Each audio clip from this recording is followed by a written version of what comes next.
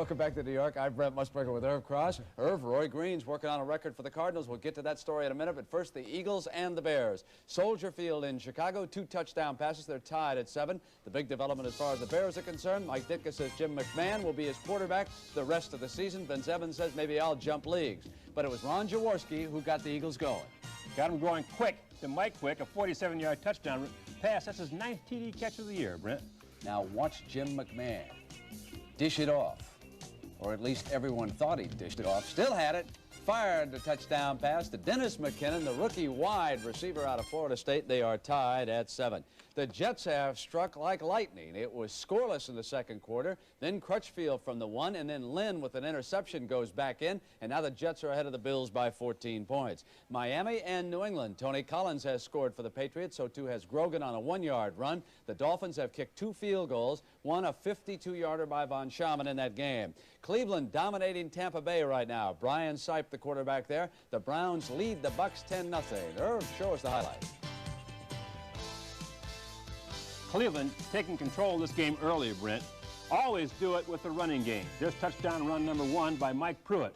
And it looked a little cold there along Lake Erie, didn't it, when McKay with the hat on? Cincinnati and Kansas City, and the Chiefs lead at 13-6. They are in the second quarter of that game out west. And now the record. Roy Green has caught 4 passes, all for touchdowns, thrown by Neil Lomax. 15, 23, 7, and 62 yards. If he catches one more, he ties the NFL record of 5. Kellen Winslow of the Chargers was the last to accomplish that. Bob Shaw, a veteran, he was the first. Now, Pittsburgh and Baltimore, and our old friend Raul Allegre has kicked a field goal for the Colts. The Steelers get a touchdown out of Abercrombie. It is 7-3 now in the first. Green Bay and Minnesota. This was supposed to be close, but the Packers, who play the Lions next Sunday in Milwaukee, their defense is simply too dominant right now for the Vikes. Bart Starr knowing he had to have this game. Some say his job is on the line. Watch how his defense responded. Down on the 1-yard line. Then the Vikes punted, and after good field position, the Packers drove in for a score. Mike Meade climaxing it from 1 yard out. Then again it was the Packer defense, forcing still another turnover. And Dickey hit Jefferson. And it ran to 17. Then they made it 19 just moments ago when Dills dropped back in the end zone, and he was tackled there for a safety. So again, it is 19-0, time running down in the second quarter of that game. Detroit and Houston, of course, the action you're watching here on CBS. They are tied at 10. You know the storyline. If the Lions can come back and win it, it'll be a 3-way tie in the NFC Central if the Packers hold on. Oilers trying to win for the first time. Irv, I can't believe that you thought Billy Sims committed a personal foul on this one play. Now remember now, a running back must keep his feet on the ground. If he hurdles or leaves with his feet, it's a personal foul if he makes contact. Is that a personal foul or not? He got 2 of them. Well, they both got in his way. I mean, what's he supposed to do? Keep his feet on the ground. Huh? You defensive guys, I can't believe it. You dish out all that punishment, and then you get a little... Well, the official has to rule intent. Did he mean to hurt the guy, or did he just do it inadvertently? All right. NFL Today. We'll continue on CBS after these messages from your local stations. Do you remember Lincoln and Lowe? No, not the fellows who wrote My Fair Lady, Camelot, and those other Broadway classics. That 2-man team was Lerner and Lowe. Lincoln and Lowe are Keith Lincoln and Paul Lowe, and their performances for the Chargers back in the early years of the American Football League brought a touch of Camelot to San Diego.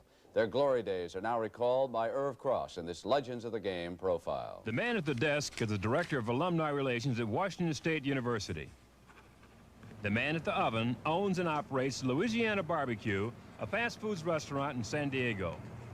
Their lives are very different today, but back in the early 60s, Keith Lincoln and Paul Lowe worked together as the finest backfield in the American football.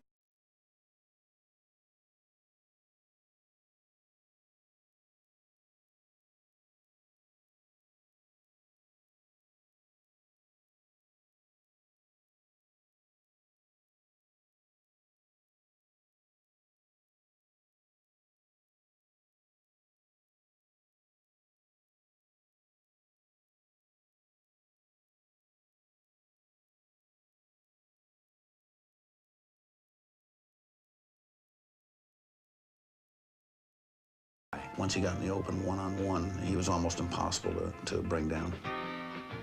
Keith Lincoln lacked Paul Lowe's breakaway speed. Otherwise, the two men were virtual equals.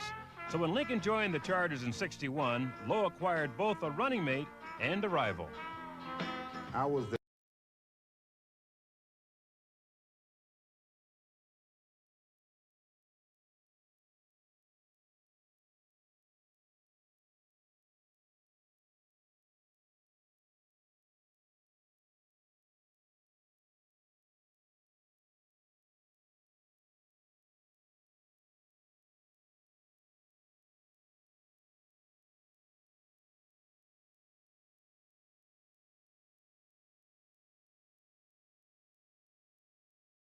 yard season, that kind of thing.